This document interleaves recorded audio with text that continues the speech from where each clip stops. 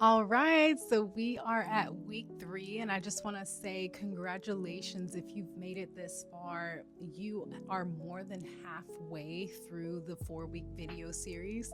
I want to say thank you so much, first of all, for supporting the Chrysalis Altar and this unique video series that we're bringing to the Majestic Pretty Life channel. And I also want to say congratulations. I'm so proud of you, and I just hope that you continue to walk on your path with confidence, grace, and ease, and knowing that you are divinely protected and supported. So this week, we're going to be talking about protecting the new version of you. So, have you ever noticed that every time that you decide to grow parts of yourself, your environment seems to pull you back into old patterns? That's because transformation isn't about changing yourself, it's about changing what surrounds you. So, welcome back to the Chrysalis Altar. I'm Kashara, and over the last 2 weeks, we explored self-trust, nervous system safety, and identity rebuilding. So today we're going to talk about something that often gets overlooked with personal growth as well, and that is your environment. Because no matter how committed you are to your next level, it's so difficult to sustain growth when your old habits and surroundings and daily influences constantly reinforce the outdated versions of who you're becoming. Take a look around, even right now as you're watching this video. Take a look around at your environment, take it all in, accept it, for what it is, and look around your space. I don't care if you're in your car, wherever you are, look at your environment and take a visual inventory of the things, the people, the energy that is surrounding you right now. What is it in your life that's surrounding you that needs to be cleaned up, moved, extracted, or healed?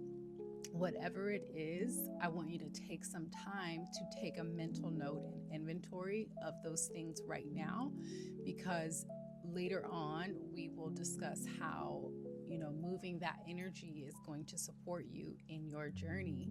So no matter how committed you are to your next level, it's going to be difficult to sustain growth when those habits are still impacting the outdated version of you. So let's talk about how to protect the new version of you that's emerging now. I came up with this concept that's called Aura Ecology, and it's about emotional decluttering. So, the ecology of life, I look at that and I love what that represents, because it's, like talking about the environment that we're in. I used to be a smoker. I used to smoke cigarettes, and I know. I I smoked cigarettes, and I was a heavy smoker. I would smoke when I would go out, I would smoke at home, I would smoke in my car, I would smoke everywhere. And if it really came to it, I'd go hurtle in the bathroom in my apartment and smoke in that bathroom, hanging out the window if it was raining or something. It was so gross, such a toxic habit. But that taught me something so important, because I realized that I needed to stop surrounding myself with other smokers. I needed to, extract it from my environment. As long as I could smell nicotine or cigarettes in any way, like I had to wash down all of my clothes that were in my closet. I, scrubbed my couches. I got rid of rugs. I got rid of anything that smelled like the habit that I was keeping. I had to go cold turkey with it, because every time I tried to quit smoking and like thought I was going to be successful at it, like I quit smoking and I would be like, oh, I'm just going to smoke whatever's left in my pack. Once I finish this pack, oh, I'm going to stop smoking. I would always make excuses, and every time it led back to the same thing. Oh, I'm just not going to buy cigarettes. I'm just going to I'll get a cigarette off of somebody if I'm out. But I always knew where to get a cigarette from. You already know, if you're a smoker, you know that you can go outside to a certain place at a certain function or whatever, and there's always going to be smokers. You have to rid yourself on an energetic level of being even in proximity and in the environment of other smokers. That doesn't mean get rid of all the smokers as your friends, but I promise you slowly you'll start to encircle yourself with more people who don't even smoke. But anyway, that's another topic. Just recentering, I want to say that, that smoking habit was only able to go away when I decided to extract it from my environment. I didn't purchase cigarettes, and I kept telling myself, I'm not a smoker. I don't smoke cigarettes. I got embodied in the identity that I was not a smoker. And so the more I kept telling myself that, I believed it, and it became a part of my reality. I don't even think about smoking cigarettes to this day. Like anytime I pass by someone, I will be like this and not because like I'm offended by the smell. And I'll even say, I used to be a smoker. Like people get it, people know. Just like your home,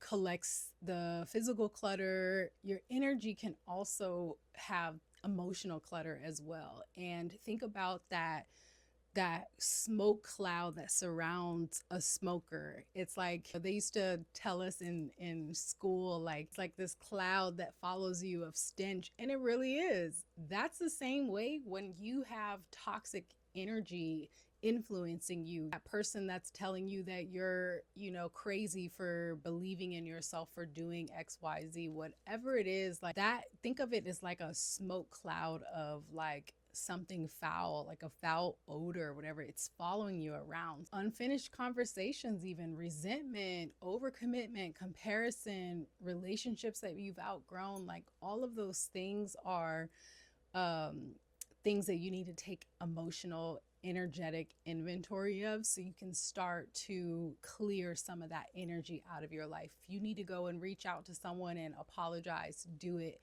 If you feel like you need to, if you are no longer in touch with that person, let's say you block them or whatever it is, you need to write them a letter and burn it. Whatever it is, like get it out of your system. Give that person their energy back.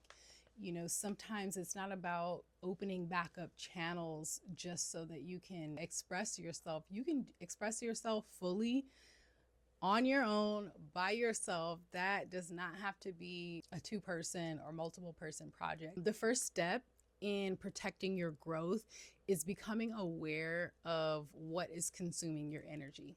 I have a test that I always tell people to do, and that is this. At any given time of day, set an alarm for 1 hour.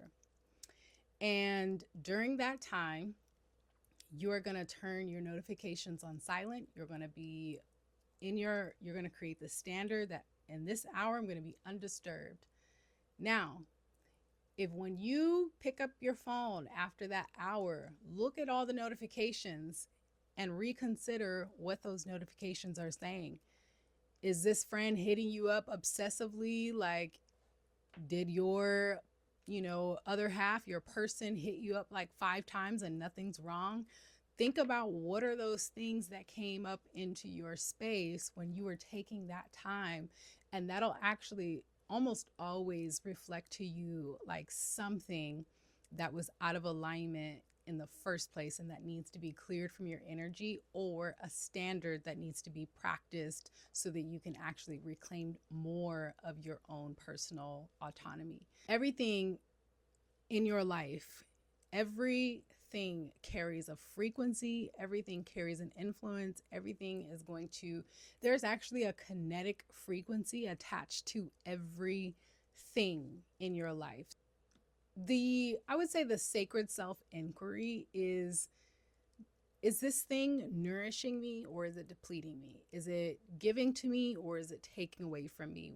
What does it feel like in my nervous system? Now that we're connected to our nervous system, now that we're reinforcing positive identity, like now you understand a little bit more about how to navigate through that inquiry. So check in with yourself.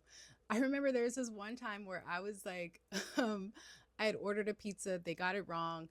I was like, this is wrong. I called them and they were like, oh yeah, we can just go ahead and send you another pizza. And I'm like, hold on, let me check in with myself. And I was like, actually, no, that doesn't work for me on the phone. I did that all on the phone because I'm like, no, it's already 9 o'clock at night. I really was just getting pizza because I wanted to make sure the house was fed, but there's already a pizza here. There's nothing at this point that I'm going to be able to do about that. But what you can do is maybe next time give me a little discount or something like that. But I was so proud of myself in that moment to be able to reclaim, like, no, don't send me a whole nother pizza. So I have two huge pizzas in my fridge, and now I have all these carbs that nobody else is going to eat once these kids leave my house. So no, it was really important for me to check in with myself. So I, invite you to do the same thing.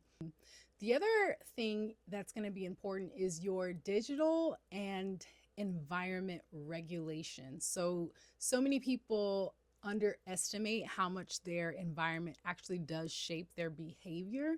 So if you don't already have a sacred space in your home that's built up just for you to go and sit and pray and meditate and just be, and be mindful, come home to yourself, this is an invitation for you to create that space for yourself. The Chrysalis Altar is inspired by my own personal altar space that I have, and I come to that space to do whatever it is that my heart feels led to do. And it's the first thing that I see when I get up in the morning. And so it's the first place that I end up going, and I'm drawn to it magnetically because it's a habit, it's a ritual, it's a practice, and a lifestyle.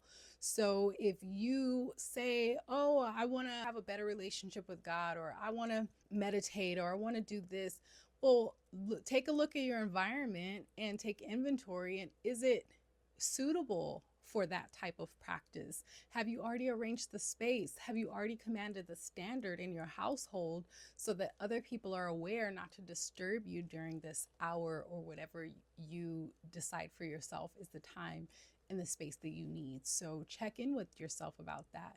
Also, it's the content that you consume, the conversations that you engage with, the spaces that you spend time in, the people that you surround yourself with. Your environment is going to constantly reinforce your identity. So what do you need to change about the environment that you are living in, the environments that you're going to?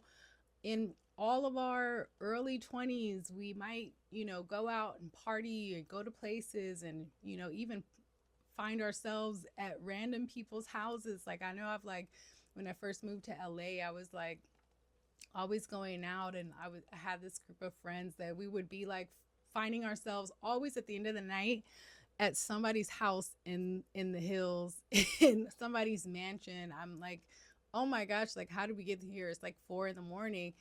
And it's like, even in those spaces, just because it's a mansion doesn't mean that it's the most energetically aligned space for you to be at. Like, what business do you have there? What's pouring into you in that space? You want to make sure that the places that you're showing up in are fruitful and nurturing the person that you are becoming, the identity that you are aligning with, as well as the space that you are in. I doing house calls, and I try to be very mindful about the way that I express this, but doing house calls, I notice a lot of things. And it doesn't matter what background someone has, it doesn't matter what lifestyle they're living. Sometimes it could be a state of depression, but not everyone is committed in the way that they probably want to be to their environment. And I think it has a lot to do with the other side of our identity that we're wanting to navigate to. A lot of times we sleep on the fact that, hey, if I actually keep the home that I have clean, keep a positive airflow in here, and make sure that, things are tidy and neat, I might be blessed with more. I might have an expanded reality after this because of the work and nurturing that I put into my space. You are actually serious about your growth, reinforcing a positive identity. Start asking yourself those questions. Does my environment reflect the future that I'm creating or the past that I'm trying to outgrow? Transformation becomes easier when your surroundings support your intentions for expansion and growth. This is important, so don't sleep on this, you guys. Make sure that you are taking that inventory and taking the time. I don't care if it's 10 o'clock at night and you're like, I only have an hour. Do what you can in that hour before you have to wake up the next morning. Or, if you have 30 minutes before you have to run off and, do your errands or take the kids to school, whatever it is, take that little 30 minutes and make it a point to start clearing out some energy, getting rid of old things that no longer serve you. Go through your closet. There's a documentary on, I think it's still on Netflix. It's Marie Kondo. Getting rid of the things that don't spark inspiration and joy for you. One of the most important things that you can do is create a space that reminds you of the person that you're becoming. What are the artifacts and what are the, embellishments? What are the things do you always want to have flowers in your space? Put flowers at your altar, whatever it is. Start putting those things in your environment, clearing out the things that no longer represent the identity of who you're becoming. Not who you are now, but who you are becoming. It doesn't need to be super elaborate. You don't have to overdo it. This isn't like an invitation to go and, flip your whole house around and buy all new furniture. It's about taking the small steps, even if it's a small little corner in your room. Maybe you say that's why I love an altar though, because instead of you having to make this whole big change, all you can do is clear out a little small space for yourself and just start building your Chrysalis altar, the altar of transformation, whatever you want to call it. It's your sacred space for you to create and express your higher self. Some of the things that I like to actually put in my sacred space, maybe a journal, a candle, fresh flowers, even if it's a space that you create just to make your vision board or, have your daily ritual where you listen to your positive momentum audios or whatever it is. It's not about decorating it, making it elaborate, even though, you can, it's totally up to you, but it's about intention and it's about making it an intentional, safe space for yourself, making a nest for yourself. So your Chrysalis altar becomes a physical reminder of your commitment to your growth, your healing, and your future. So your environment should reflect that. Your environment is your chrysalis. When you look at the expanded truth and the expanded reality of it, your entire environment is reinforcing your chrysalis. Your wings are being formed based on what you're putting inside of that chrysalis. In closing, this week, take inventory of your environment and, think about what is going to support your growth, what is going to drain your energy if you continue to stay connected to it. What can you release this week? What can you create and bring into fruition this week with your environment and your energy? And as a reminder, this environment that you're going to create is not separate from your transformation. This is very much a part of your transformation. So really take the time to be mindful and intentional and take your time to do that. You need to go out and gather a couple of things from, a few stores. You can go to Five Below, the dollar store, whatever fits your budget. Maybe you want to go to TJ Maxx or Home Goods and buy a couple of magical things, whatever it is. Even thrift shops too have really, really cool things to create your Chrysalis altar. I want to say thank you so much for joining me again at the Chrysalis altar. If this episode resonated with you, I want you to subscribe. Please leave a comment and save this video.